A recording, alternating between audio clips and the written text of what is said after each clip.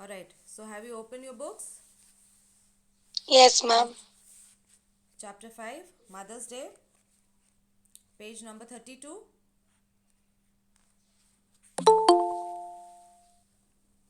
Alright, so we have already done this particular play. It is written by,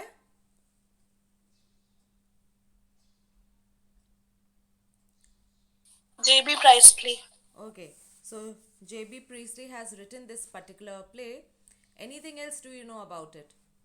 What is the plot of the play?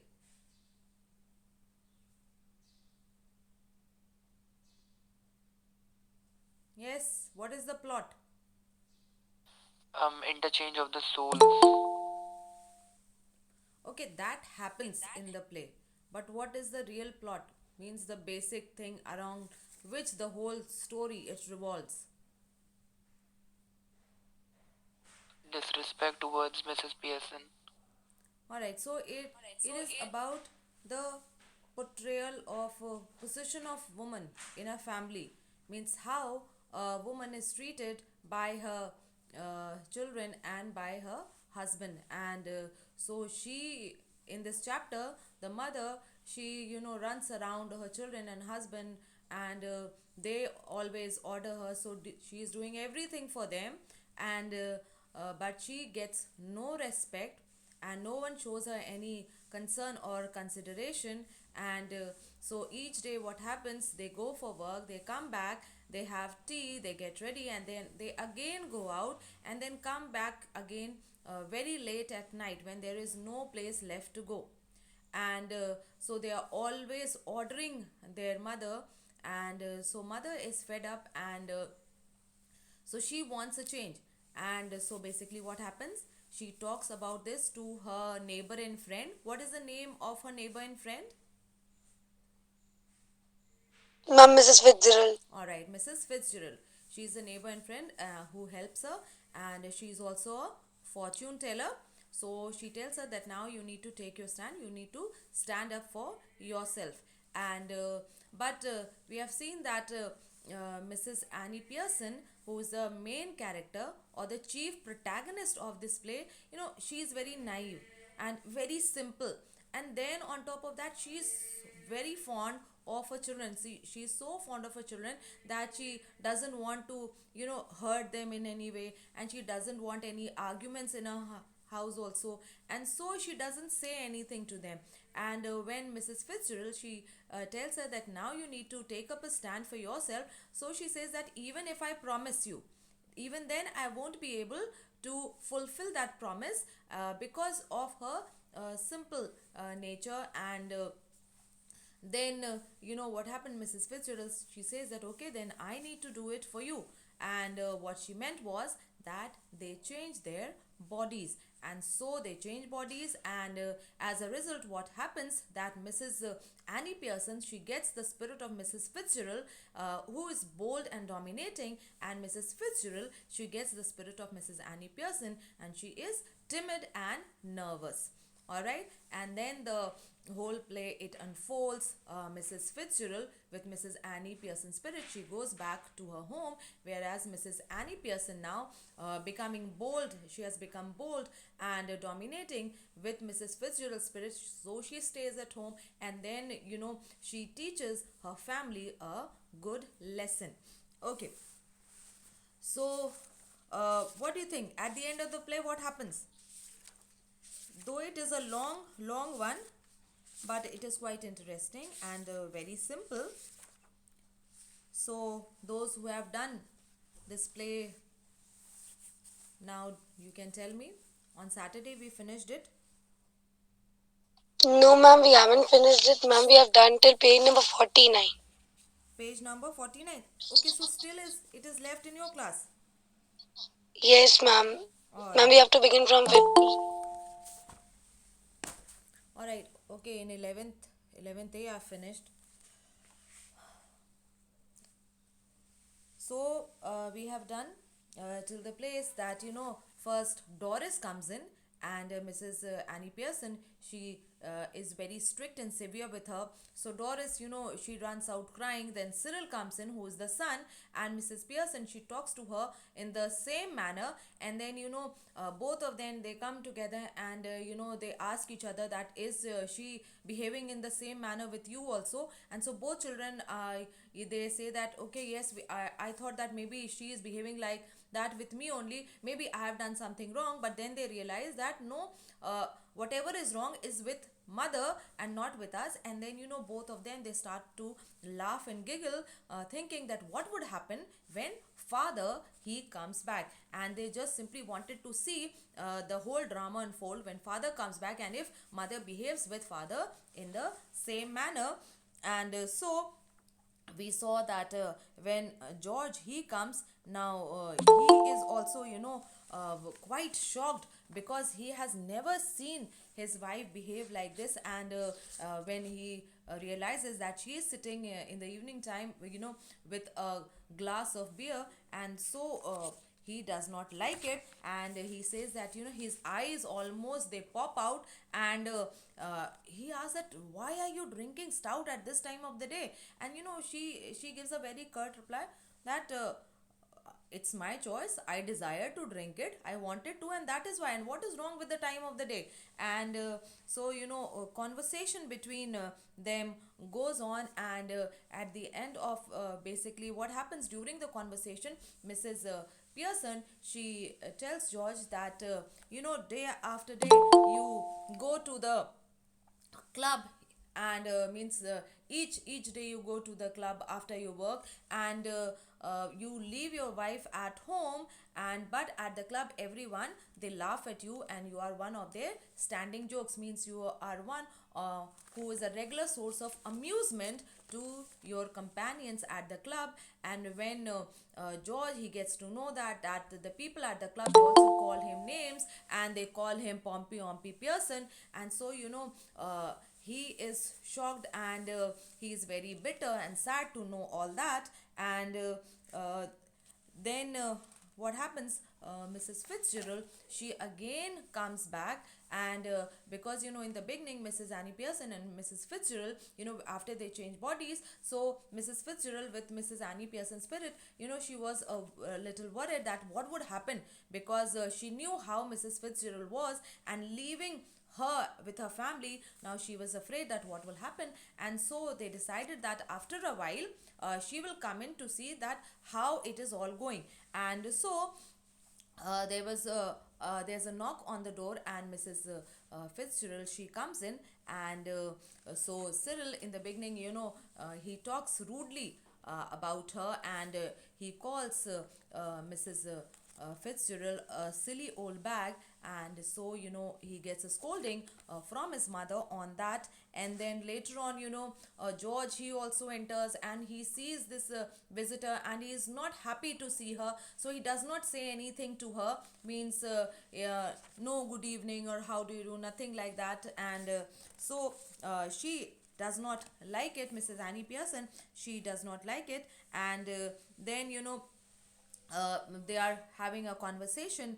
And Mrs. Fitzgerald, she says that she says to her husband in front of Mrs. Fitzgerald that next time if a friend or a neighbor comes to see me, then you need to say like something like good morning or how do you do, because it is simply good manners, and you are not supposed to simply just come in and sit down without saying anything.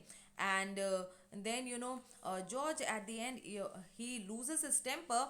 And then he is like that you are making this whole scene in front of a neighbor, and now you tell what's the matter with you, have you gone balmy, means have you got mad and crazy. And so because he loses his temper and shouts, so Mrs. Pearson, because now she does not have her own spirit, she has a spirit of Mrs. Fitzgerald, who is very bold and dominating. And so she jumps up in a very violent, savage manner, and she says that if you shout at me, George Pearson, then I will slap your big fat silly face. And so Mrs. Fitzgerald, she is like, oh no no, Mrs. Fitzgerald. And now George, when now what happens, like I told you, Mrs. Annie Pearson, now she is a very timid type of a lady, a very nervous kind of lady, and very fond of her family, quite naive also. And so, she forgot that she is in the body of Mrs. Fitzgerald. Now she is not in her own body, and so what happens? She here calls Mrs. Annie Pearson as Mrs. Fitzgerald. She forgot that now she is in Mrs. Fitzgerald body, so she is Mrs. Fitzgerald for the rest of the family. And so, when she tells to Mrs. Annie Pearson that, oh, Mrs. Fitzgerald, no, no, no. So George, he's like, what is this going on? He says, either I am off my charm, means either I am off my mind, or both of you are out of your mind. And then he asks Mrs. Fitzgerald that, what do you mean? No, no, please, Mrs. Fitzgerald. And he says that, look, you are Mrs. Fitzgerald, and why are you telling yourself to stop when you have done nothing? And it would be better if you tell my wife to stop, then obviously it will make some sense. And then he stares at his wife and says that, I think you must be little tiddly. Tiddly means you are slightly drunk. And so again, Mrs. Pearson, she starts up and says, say that again, George Pearson. And George, now he is intimidated, he is threatened, and he's like, oh, all right, means I'm not saying anything. And then Doris, she enters from the left, and she is looking miserable, and she is still wearing the wrap. If you remember, in the beginning of the play, Doris was about to go out with Charlie Spence for the night, and she is wearing a wrap. And Mrs. Pearson, she got up because of all this shouting at George and all, and so she again sits on the settee. And Mrs. Fitzgerald, now when Doris comes in, so Mrs. Fitzgerald says hello to her, and to which Dolly also, in a very sad, miserable manner, she says, hello, Mrs. Fitzgerald. And again, see, Mrs. Fitzgerald, she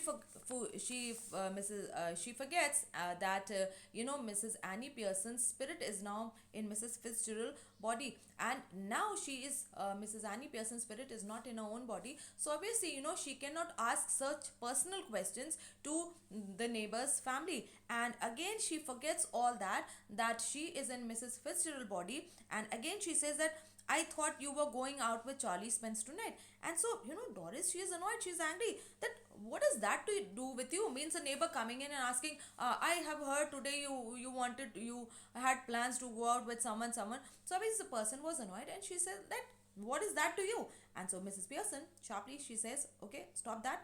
And Mrs. Fitzgerald, oh, no, no, no, it's all right, because if you need to remember that in Mrs. Fitzgerald's body, now we have the spirit of Mrs. Annie Pearson. And so Mrs. Pearson, she's very severe, and she says, no, it isn't all right, and I don't want to have a daughter, my daughter, talking to anybody like that. And then she scolds her daughter Doris and says that, okay, now you answer Mrs. Fitzgerald in a proper manner, and if you're not able to do so, then you go upstairs to your room. And Doris, she's like, see, father, what is she doing in front of others? And so she looks at her father, and the father, in despair, he has lost all hope, he doesn't know what to do now. And so he says, okay, don't look at me, I give up, and I just give it up. Means now it is not in my hands, and I totally give up. Like, when you surrender, you raise your hand. So he's like, okay, I give up. And Mrs. Pearson, she is still at Doris, and she says, okay, well, now you answer her.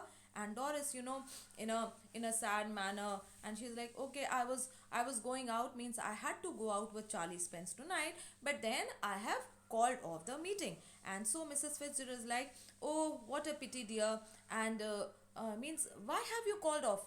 It is so sad, it is so bad that you are not going out now. And so Doris, now she gets a flash of temper, and she's like, because now if you really want to know, that being a neighbor, you want to pry upon everything, you want to know everything, okay. And then she says, okay, my mother, she is going on at making me feel miserable. Making means in the process of, means she is in the process of making me feel miserable. And what she said? And she said that he has got buck teeth and half-witted. So if you remember, in the beginning of the play, when Doris, she tells that today she'll be going out with Charlie Spence. So Mrs. Annie Pearson, now in her body we have the spirit of Mrs. Fitzgerald. So she says that I would not even be caught dead with Charlie Spence, and he is buck teeth and half-witted. Does anyone remember what does buck teeth means? I told you what is buck teeth and half-witted. Yes, anyone? Ma'am, two long teeth, ma'am, in front. Alright, so the front two teeth are long and protruding onto your lower lips. And so she said that he had buck teeth and he is half-witted, means he's a very stupid or a very foolish person. And so she says, okay, if you want to know why I'm not going out, it is just because she's making me feel miserable, and she said all this. And so Mrs. Fitzgerald, though Mrs. She is Mrs. Annie Pearson spirit, she is not like that. She is quite timid, and but rather boldly now she says to Mrs. Annie Pearson that, oh, you shouldn't have said that. And Mrs. Pearson again very sharply she replies, Mrs. Fitzgerald, I will manage my family and you manage yours, means don't interfere in our family affairs. And so George is like, ticking her off now. Are you Annie? Means now you are on to her also, on to the neighbor also. And so Mrs. Pearson, even more grimly now, she again, as soon as George taunts her, so she also taunts George back and says that they are waiting for you at the club, George. Don't forget, and don't you means they are waiting for you at the club to laugh at you because you are one of their standing jokes. So what are you waiting for? You go. And then she says to Doris, and Doris, don't you start crying again. And Mrs. Fitzgerald now, she cannot take any more in, and so she stands up with sudden decision and says, that's enough, quite enough. And both George and Doris, they look at her bewildered, means they're shocked and surprised that what is this going on. You see, you and your family are having certain discussion, and some disagreement and confusion is going on, and your neighbor comes in, and then you are having this argument in front of her also, and all of a sudden that neighbor stands up and says, okay, that's enough. So obviously both of them were like, means what is wrong with you? What you have to do with what is going on in our family? So both George and Doris, they stare at her, surprised. And then Mrs. Fitzgerald, with Mrs. Annie Pearson spirit, she says to both of them, now listen you two, and I want to have a little talk with Mrs. Fritz. So again she was going to call her Mrs. Fitzgerald, and then she corrects herself that okay, she realizes that now Mrs. Fitzgerald is in Mrs. Annie Pearson's body, and so she says, okay, I want to have a little talk with Mrs. Pearson, and so I will be really obliged if both of you leave us alone for a few minutes. And then she says, when we are done, I will let you know. So just give her a few minutes, and then she just says to them, please go on, and I promise you that you will not regret this. And then she says, and here some whatever is going on, I think only I can deal with it.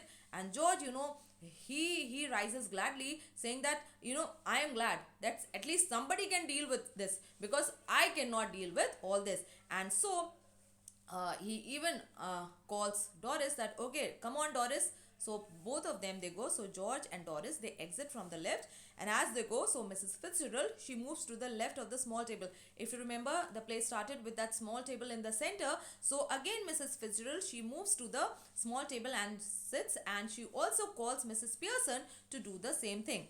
And then Mrs. Fitzgerald, now again, see, now because both of them are alone, so she is calling Mrs. Annie Pearson with Mrs. Fitzgerald's spirit that, Mrs. Fitzgerald, we must change back now. We really must. And Mrs. Pearson, she rises and says, why?